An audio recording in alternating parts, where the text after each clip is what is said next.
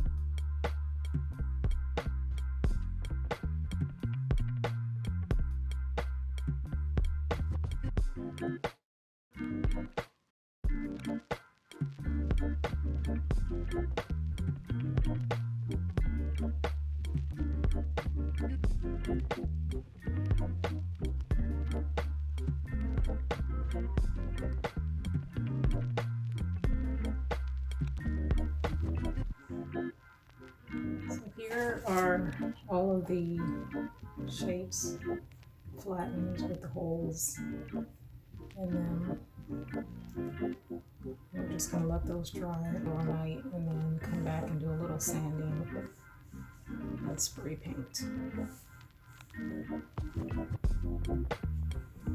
I have let these dry overnight and they're still not completely dry. You can see it's still a little wet underneath, so I'm just going to flip them all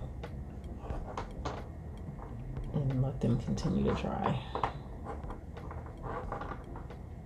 You would think that they would have dried by now just because of how small they are, but I want them to be fully dry before I sand them a little and take them out for spray paint. While those dry, we're going to go ahead and make the tassels for the end of the beaded garland. I started off by putting one bead on at the bottom so that it would keep the rest from sliding off. And then I went ahead and added the beads larger, smaller, larger, smaller in that pattern. And then I made sure that I put about 12 on each one, just to make sure that each part of the tassel was the same length. So here you can see me putting on the first one, and that bead on the bottom catches it so that it doesn't slide all the way off. And I continued that with each of them. For each end I made about 7 of these beaded rings to go on each tassel.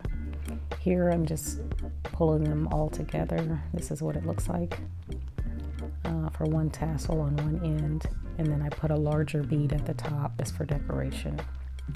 I had used these beads, the larger wood beads, on another project. I just took those off in order to use them on this garland. So here I'm stringing the second end together the same way I did the first, just sliding it through the larger bead to keep them together. And then once I get them all pulled through, I just put a little hot glue at the top of the bead so that it wouldn't slide out. So instead of spray painting, I tried to give the color depth by using different tones of gold and copper and sort of a clay color that I already had at home. I tried to do this, but I couldn't see painting all of them by hand. So I did start out with a few with this variation in color, but then later on you'll see that I did take them outside and go ahead and spray the rest of them. And I did use the same color spray paint, some copper, gold, and then just interchange the color just to give them a little depth rather than having all of them the same color.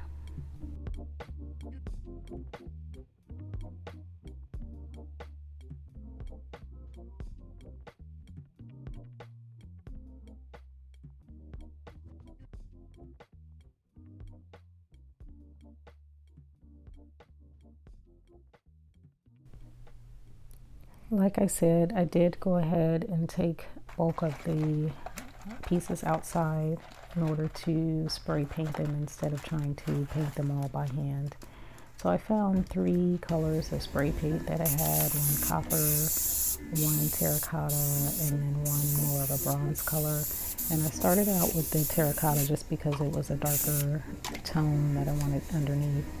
And then I kind of went in with the interchanging the gold color and the other copper color, and sprayed over the pieces, giving them a little bit of time to dry in between, not too much, but I was being impatient, so I went ahead and just flipped them really quickly and sprayed the other side.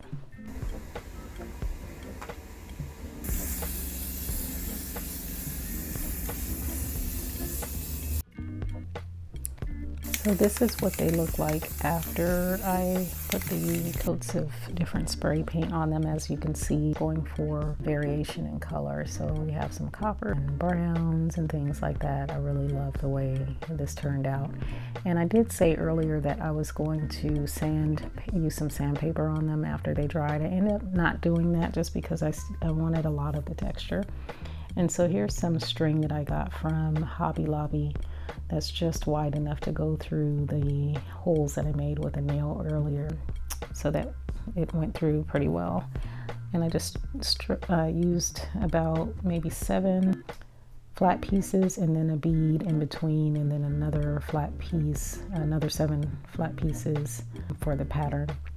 Here I'm just giving you a good look at what it looks like all together, and then I just continued all the way down until I was finished.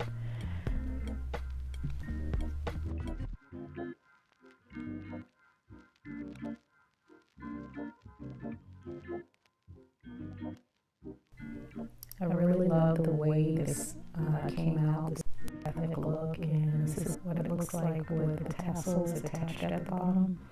And I just laid them here on a small table that I have in my entryway, just to give you a look at what it looks like on a table, or you can lay them across books or anything that you have in your household on a shelf or something like that.